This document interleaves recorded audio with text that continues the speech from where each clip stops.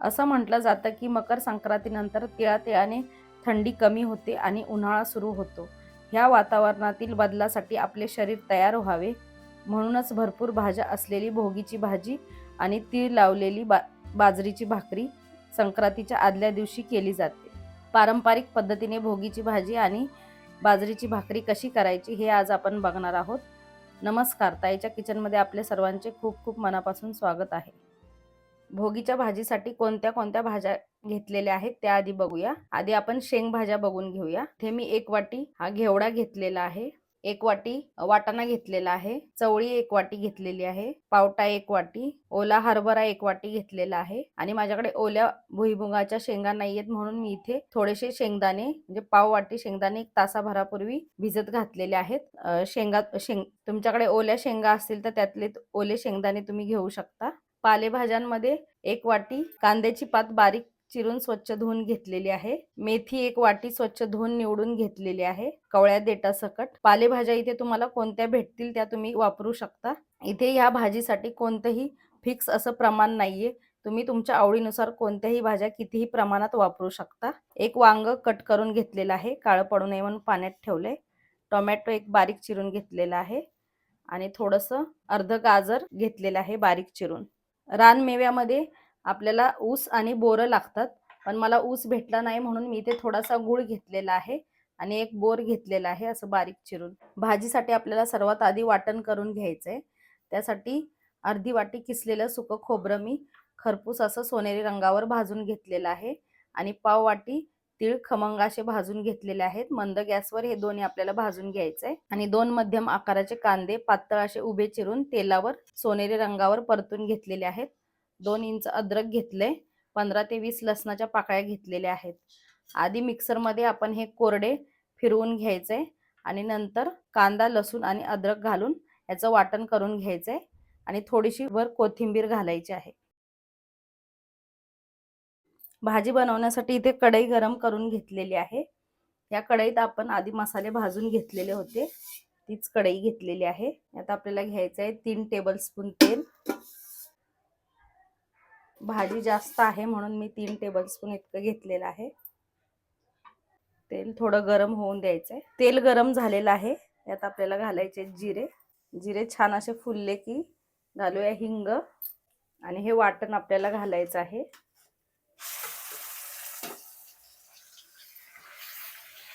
Gas कमी करून आपल्याला हे वाटण चांगलं 1 मिनिटभर परतून घ्यायचं आहे तेलावर. वाटण 1 मिनिटभर परतल्यानंतर यात आपण पावडर मसाले घालूया. पाव चमचा हळद, 1 चमचा लाल तिखट, 3 चमचे इथे मी आमचा घाटी मसाला घालते. तुम्ही तुमच्याकडे जो मसाला वापरत असाल तो तुम्ही घालू शकता. 1 चमचाभर धनेपूड. धनेपूड घातल्यामुळे छान असा दाटसरपणा येतो भाजीला. मसाले घातल्यावर थोडंसं पाणी घालूया म्हणजे मसाले जळणार नाहीत. स्टीलची कढई असले की लगेच मसाले खाली लागतात कढईला आणि जळतात, त्यामुळे थोडंसं पाणी घालून चांगलं तेल सुटेपर्यंत हे परतून घ्यायचे. इथे तुम्ही बघू शकता मस्त याला तेल सुटलेलं आहे. यात आता आपण आधी शेंगभाज्या घालूयात. पावटा, मटार, हरभरे, चवळी, भिजवलेले शेंगदाणे आणि घेवड्याच्या शेंगा मसाल्यांबरोबर हे चांगलं असं परतून घेऊयात. आता राहिलेल्या भाज्या आपण घालूयात.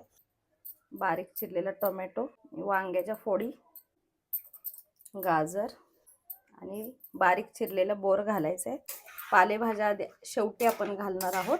पालेभाज्या शिजायला वेळ लागत नाही, त्यामुळे ह्या सर्व भाज्या आधी आपण मंद गॅसवर थोड्याशा शिजवून घेऊया.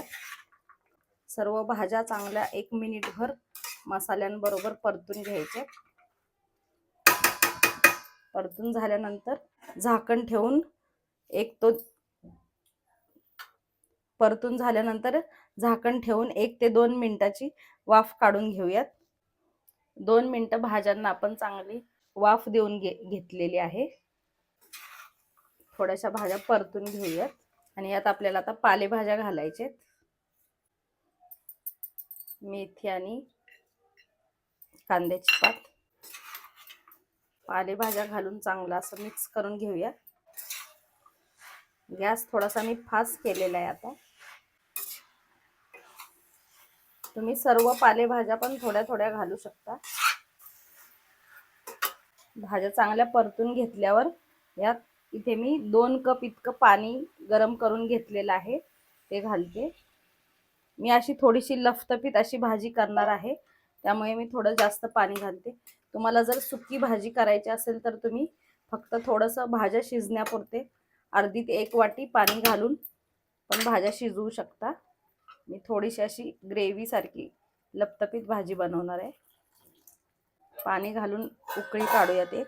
आणि आता आपल्याला चवीनुसार मीठ घालायचं आहे आणि गूळ घालूयात. चांगलं मिक्स करून घेऊया.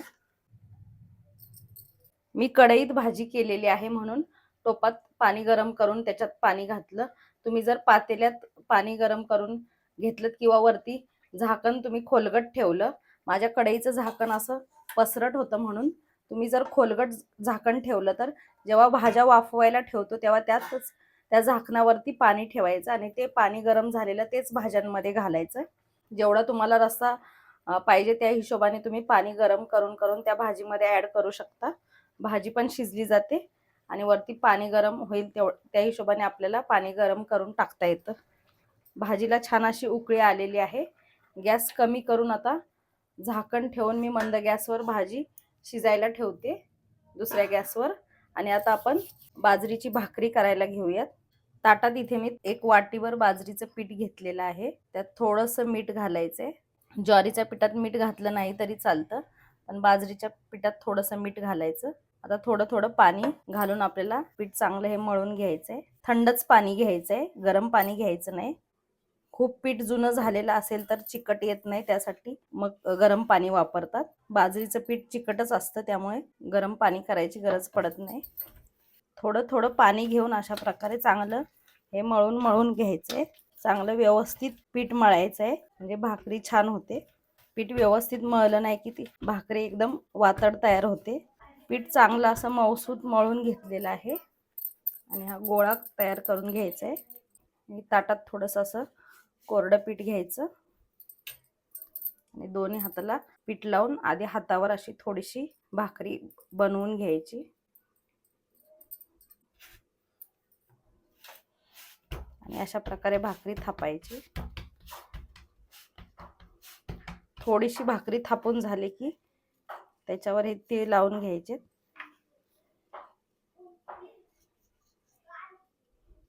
आणि पुन्हा भाकरी थापून घ्यायची म्हणजे तीळ व्यवस्थित आतमध्ये सेट होतात, ते बाहेर पडत नाहीत. अशा प्रकारे एकदम पातळ अशी भाकरी थापून घेऊया. मला एकाच हाताने भाकरी थापायची सवय आहे. तुम्हाला जर 2 हाताने थापता येत असेल तर तुम्ही दोन्ही हाताने थापू शकता. अशा प्रकारे पातळ अशी मी भाकरी थापून घेतलेली आहे. आता आपण भाकरी भाजूया. भाकरी भाजण्यासाठी इथे तवा मध्यम असा गरम करून घेतलाय आणि त्यावर ही भाकरी घालायची. पीठ लावलेली बाजू आपल्याला वरती ठेवायची आणि यावर पाणी लावून घ्यायचंय लगेच. आणि या बाजूने पण थोडेसे असे तीळ लावून घेऊया.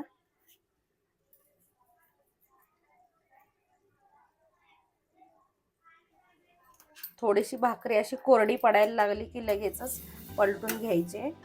जास्त कोरडी झाली की त्याला भाकरीला मग क्रॅक्स जातात, त्यामुळे जास्त कोरडी होऊन द्यायची नाही. थोडीशी साईडनी कोरडी पडायला लागली की लगेच पलटून घ्यायचे. आणि ह्या बाजूने चांगली अशी भाजून घेऊयात मध्यम गॅसवर.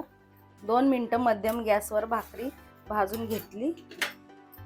हे बघू शकता तुम्ही मस्त अशी खरपूस भाजलेली आहे. या साईडनी भाजली नाहीये, ते आपण जरा दाबून भाजून घेऊया.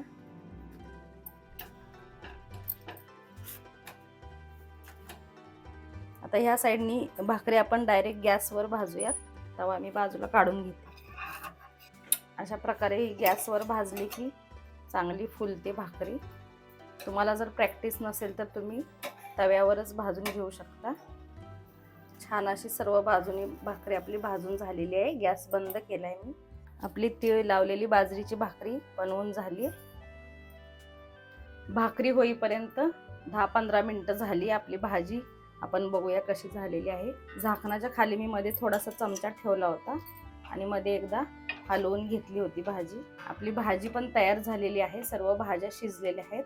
10 ते 15 मिनिटं लागली भाजीला एवढ्या शिजायला। गॅस आपण बंद करूया आणि वरून थोडे तीळ घालूया। या सणाला तिळाला सर्वात जास्त मान आहे।